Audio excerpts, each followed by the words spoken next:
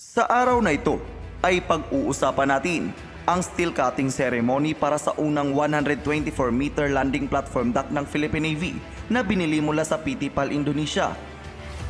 Kasunod nito ay tatalakayin din natin ang pag-decommission sa isa sa guided missile cruiser ng US Navy. Ngunit bago ang lahat ay kung bago ka pa lang sa ating channel ay mag-subscribe ka na at i-click mo na rin ang notification bell para lagi kang updated sa mga kaganapan at modernong kagamitan na ating pag-uusapan.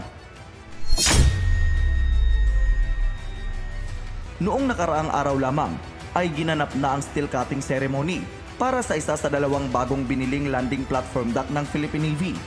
Sa pamamagitan ng seremonyang ito na pinangunahan ng CEO ng PT PAL kasama ang Flag Officer in Command ng Philippine Navy, Vice Admiral Toribio D. Adase, ay formal nang sinimulan ang paggawa ng nasabing barko.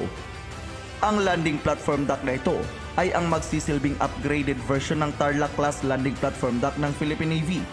May haba itong 124 meters at displacement na 7,200 tons. May kakayahan din ito na maglayag ng nasa 30 araw. Malaking tulong ito para sa amphibious operations at transport duties ng ating hukbong dagat. Samantala, matapos ang 36 na taon sa pagsiserbisyo, ay iniretiro na ng US Navy ang isa sa kanilang Ticonderoga class guided missile cruiser USS Mobile Bay.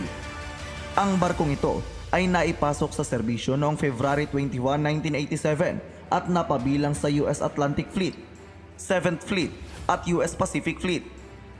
Ang barkong ito ay minsan na rin nakapagbigay ng tulong sa ating bansa sa pamamagitan ng pag-evacuate ng mga residente nang pumutok ang Mount Pinatubo.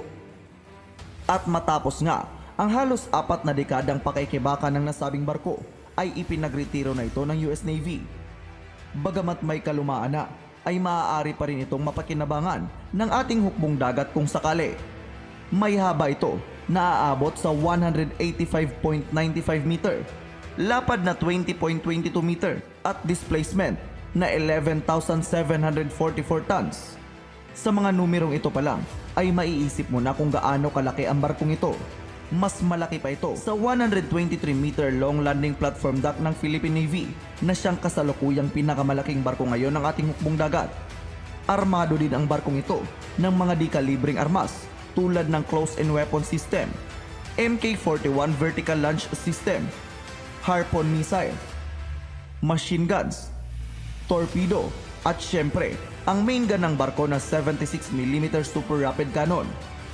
Kargado din ito ng mga makabagong radar system na kayang makipagsabayan sa radar system ng ilan sa mga modernong barko. Kung ipagkakaloob ito ng Amerika sa Pilipinas, ay napakalaking tulong ito para sa ating bansa lalong-lalo na't patuloy pa ring umiinit ang issue sa West Philippine Sea. Subalit, alam naman natin na hindi nagbibigay ang Amerika ng mga ganito kasopistikadong barko sa kanilang mga kaalyado. Pero malay natin, mapagpasyahan ng US na ibenta na lang ito sa ating Navy upang magamit at hindi mabulok sa kanilang daungan. Ikaw, anong masasabi mo sa balitang ito? I-comment lamang ang iyong sagot sa comment section. At dito na po magtatapos ang ating video. Maraming salamat sa panonood at mag-ingat po kayo.